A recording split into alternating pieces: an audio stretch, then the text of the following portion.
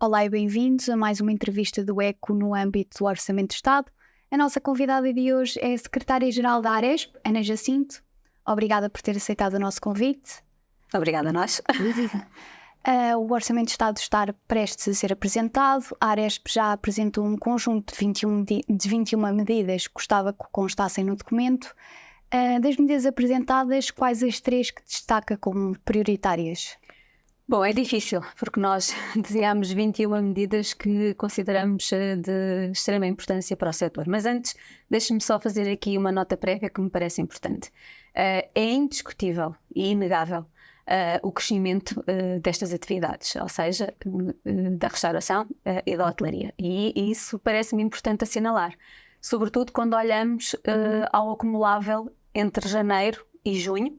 Nós assistimos a um crescimento inegável. Ainda há pouco tempo comemorámos o Dia Mundial do Turismo, no dia 27 deste mês, basta ouvir as palavras do Sr. Secretário de Estado do Turismo, que referiu exatamente isso. E, portanto, crescemos e crescemos bem, e isso é de assinalar, porque o turismo tem sido o motor da nossa economia e, portanto, se o turismo cresce, a economia cresce e todos crescemos, e isso é muito importante. Agora, não é menos evidente, porque isso também tem sido uma constatação, que as nossas empresas, que são muito micro, também têm apresentado balanços muito frágeis.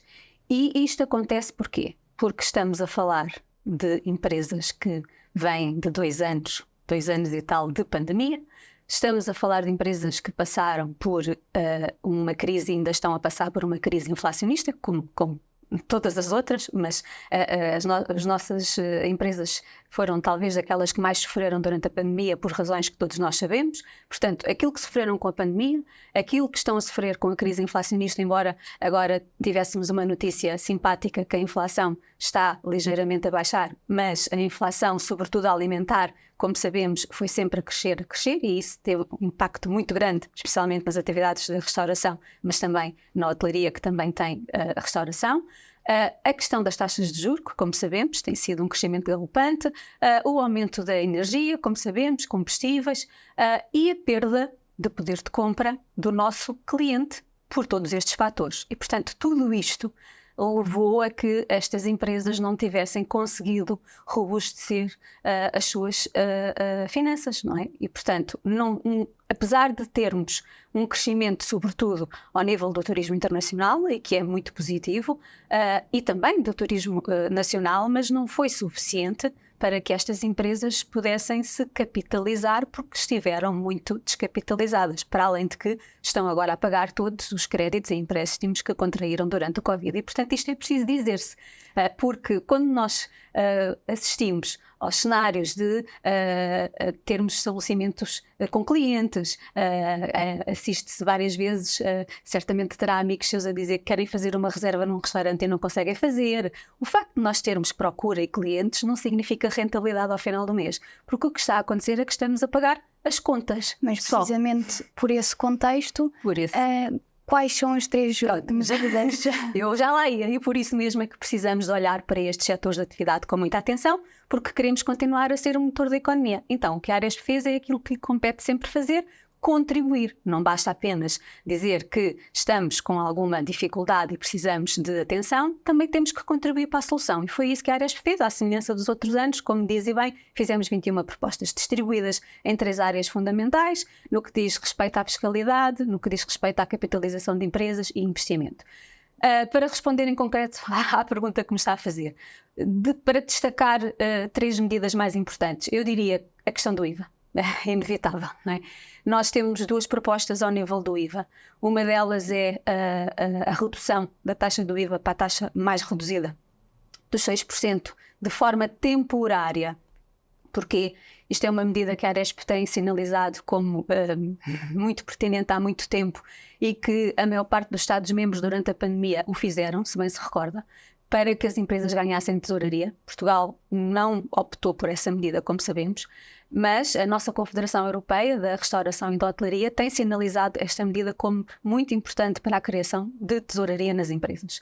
E, portanto, nós voltamos a sinalizar como uma medida importante para o setor. Mas, para além desta medida, ainda a propósito do IVA, como sabemos, houve a reposição do IVA em 2016 para 13% no que diz respeito aos serviços de alimentação e parte das bebidas, no que diz respeito a bebidas de cafetaria, mas a maior parte das bebidas ficaram à taxa máxima. Sempre com a promessa de que iríamos estender todas as bebidas para a taxa intermédia. Isso nunca aconteceu, portanto está na altura de concretizar essa promessa, que nunca foi concretizada e que só gera confusão. É absolutamente anacrónico e inexplicável que uma água lisa, por exemplo, como temos aqui à nossa frente, se pague 13%, mas uma água com gás já seja 23%.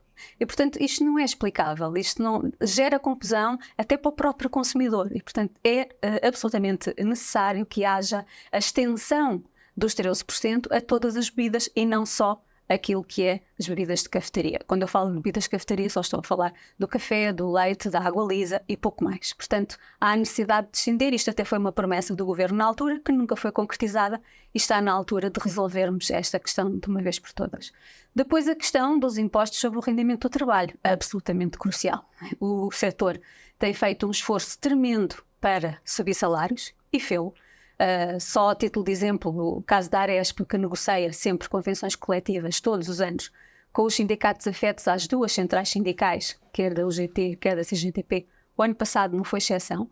Nós assinámos e negociámos contratos coletivos atualizando salários na ordem dos 8%, bem acima do acordo que foi estabelecido. E, portanto, há aqui um esforço tremendo destes setores da restauração e do alojamento para subir salários e em cima destes 8% muitas empresas fizeram atualizações maiores. Agora, o Estado não está a fazer a parte dele, porque nós subimos salários, fazemos este esforço, mas a carga fiscal em cima do rendimento do trabalho é brutal e precisamos diminuir a carga fiscal.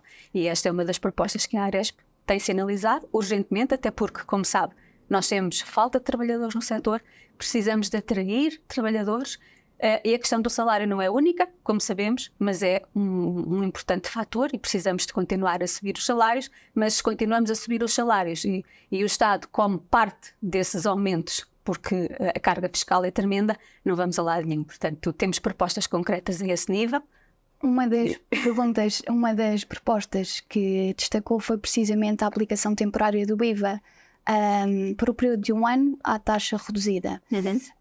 Porquê 1 ano? É suficiente tendo em conta que me diz que as empresas ainda continuam fragilizadas? Não, é evidente que nós gostaríamos que a medida se tornasse definitiva e fosse definitiva, mas pelo menos 1 ano para criar tesouraria. Tudo isto permitiria, também contribuiria para aumentar, por exemplo, os salários, se as empresas ganhassem tesouraria.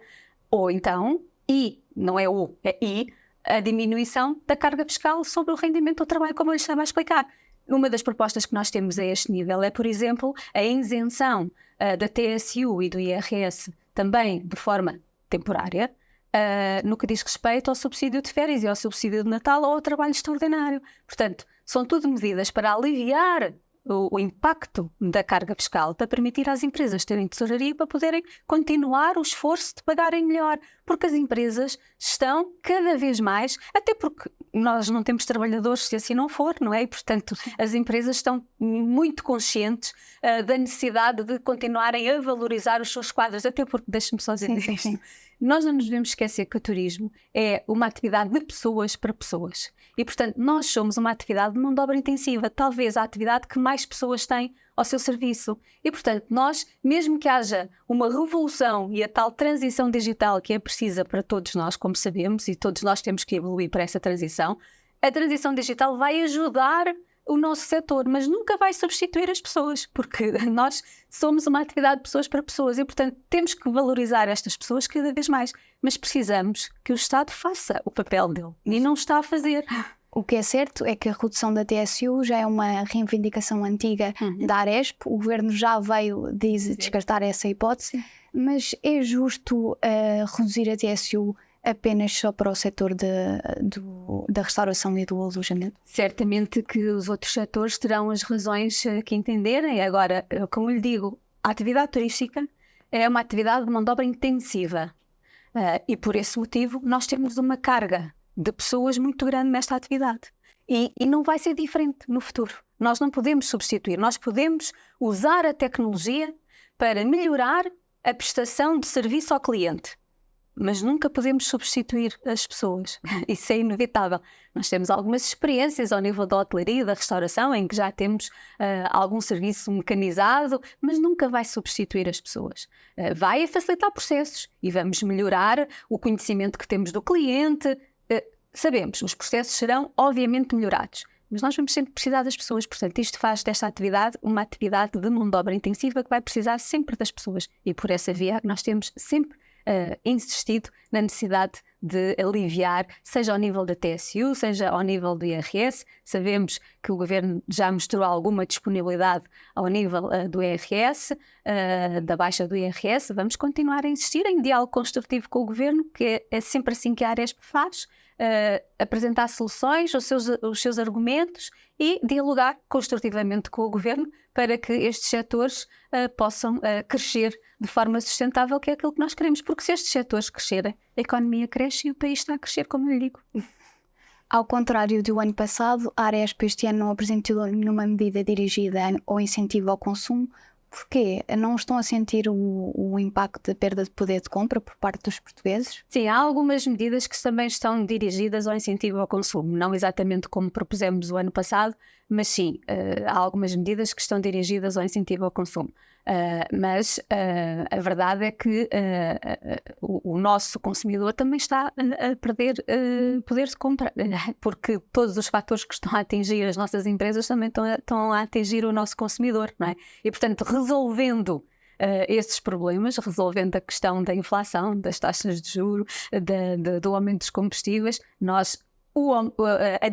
a diminuição da carga fiscal no rendimento do trabalho, nós estamos a dar mais rendimento às famílias e estamos a aumentar o poder de compra das pessoas. Portanto, é uma outra via de nós criarmos mais rendimento às famílias, para as famílias poderem comprar e gastar nos nossos estabelecimentos. Portanto, o que nós queremos não é que o setor seja subsidiado. O que nós queremos é que o setor tenha a capacidade de gerar riqueza, ter trabalhadores e redistribuir essa riqueza, porque as empresas não foram criadas para pagar impostos.